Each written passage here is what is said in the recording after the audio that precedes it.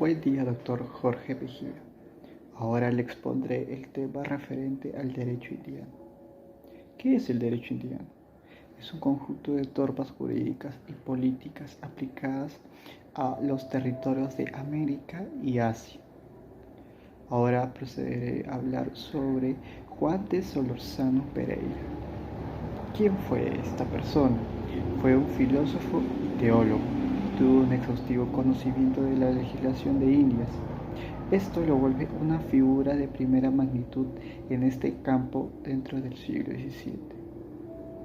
El rey Felipe III le impuso un mandato real, pues lo envió al virreinato del Perú como un oidor de la Real Audiencia para recoger y publicar cuestiones fundamentales referentes al derecho indiano.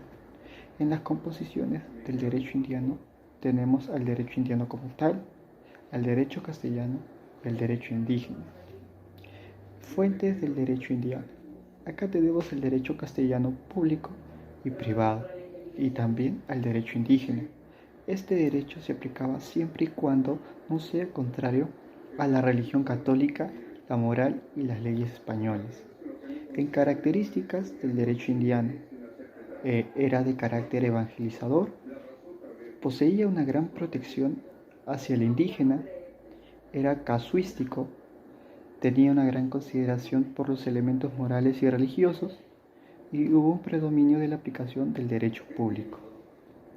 En extensiones del derecho indiano, esto inicia con la capitulación de Santa Fe el 17 de abril de 1492. En la República de las Leyes de Indias se compila una serie de normas dispersas especialmente del derecho público. Desde o hasta el año 1680, aproximadamente se compilaron 7.000 leyes. En las instituciones jurídicas que regulan el tratamiento de los indígenas, tenemos a las leyes de Burgos, que fue creado en 1512. Fue el primer código de legislación dictado para los indios. Regula el tratamiento y las formas de vivir de los indígenas. En 1513, los dominicos producen la Aclaración de las Leyes de Burgos, en la cual brindan mayor protección a los niños y a las mujeres. Las encomiendas fue una institución creada en 1509. Estaba incluido dentro de la recopilación de las leyes de Indias del 1680. Fue un privilegio que otorga el rey hacia un súbdito español para recibir el tributo de un grupo de indígenas en su calidad también de súbditos. A cambio, el encomendero debería proteger y cuidar a estos indígenas. ¿Qué fue el requerimiento del Palacio de Rubios? Esto fue creado en 1513. Sería un equivalente a una norma de cargo o carácter constitucional. Es el mandato de obediencia de los indios hacia el rey de España. En caso de que estos indios no cumplieran, habría sanciones y castigos muy drásticos.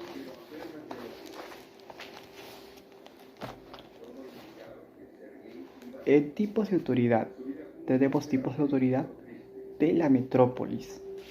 Dentro de la metrópolis, unipersonalmente estaba el rey, que constituía la cabeza del gobierno de Indias. Del rey confluyen las 4 ramas de poder político que son el gobierno, la guerra, la justicia y la hacienda.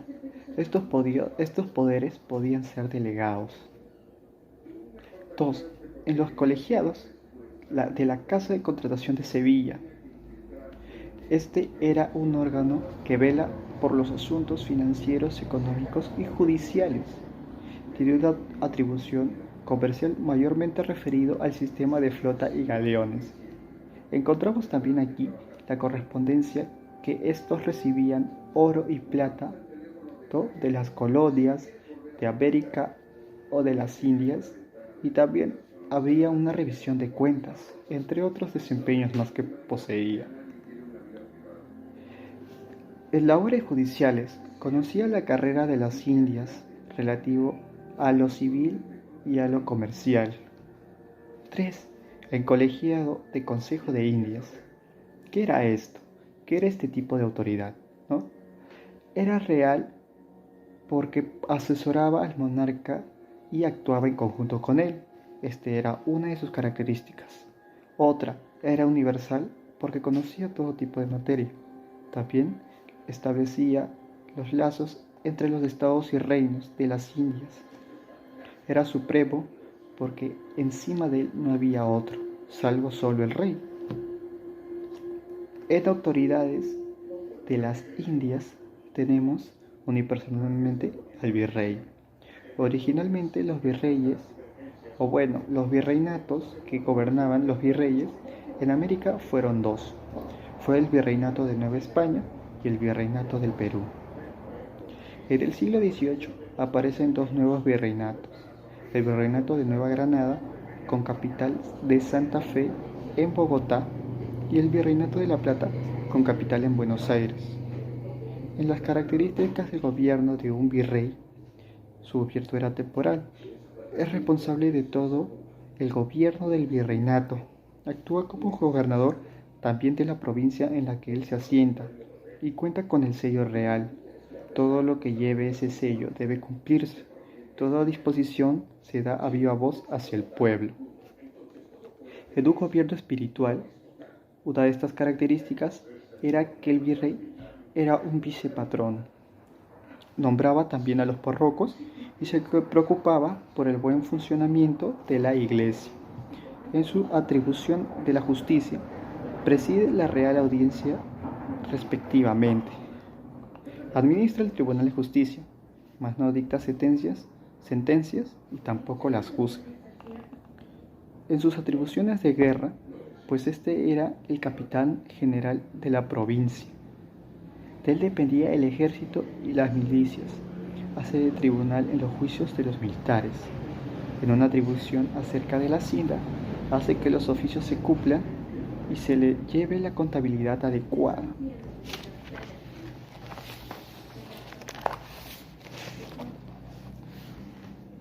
Unipersonal del gobernador. ¿Qué era esto? Pues poseía tipos. De un reino, era particular y subordinado. En el tipo de reino era de carácter de gobierno de un país.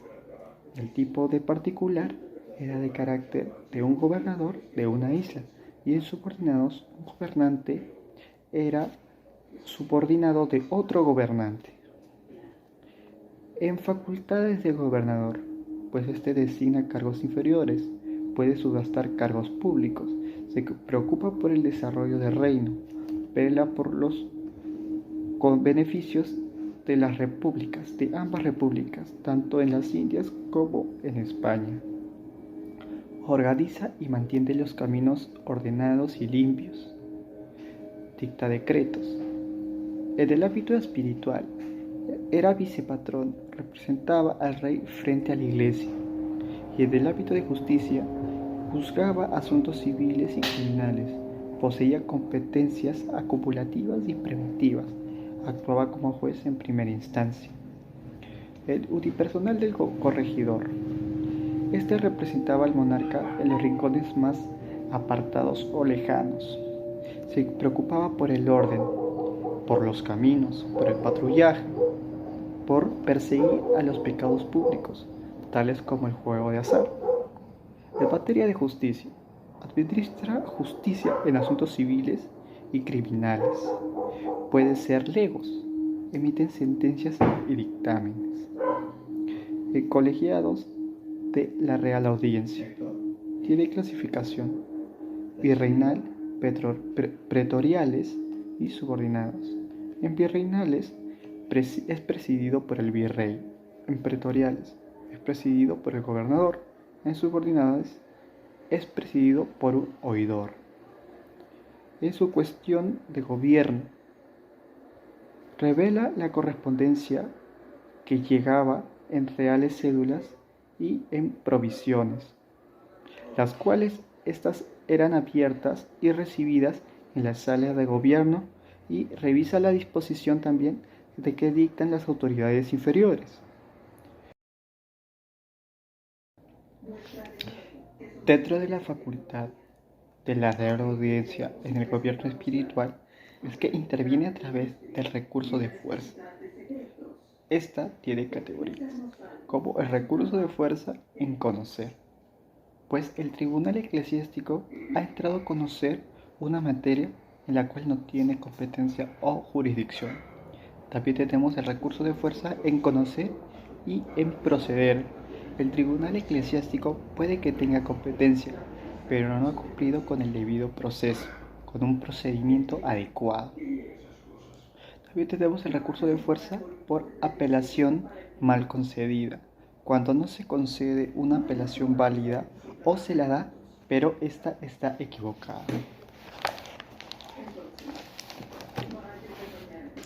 En funciones judiciales de la Real Audiencia. Este interviene principalmente en segunda instancia.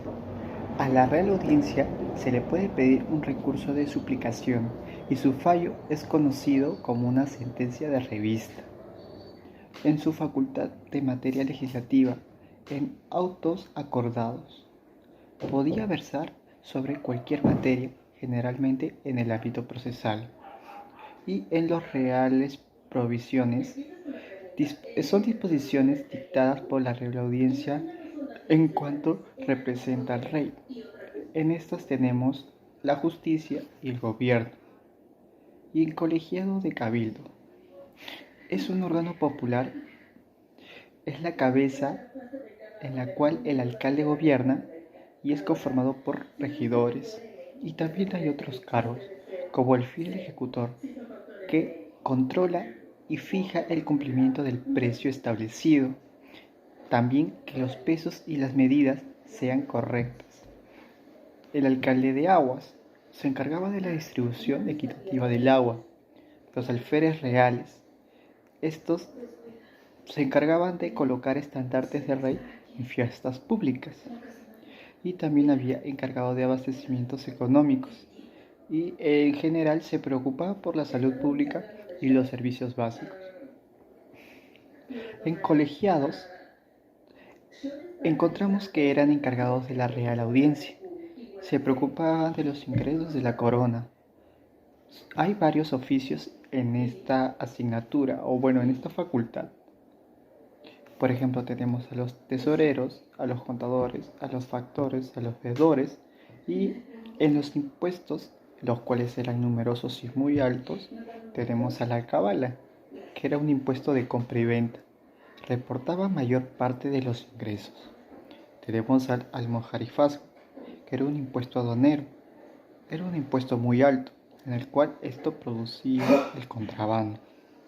También tenemos el impuesto del quinto real. Era un impuesto a la soberanía real, reconoce los derechos del rey. Y la media anata era un impuesto a los empleados que ellos debían pagar medio año de su sueldo. Esto sería todo, doctor, por lo cual concluyo la exposición. Gracias.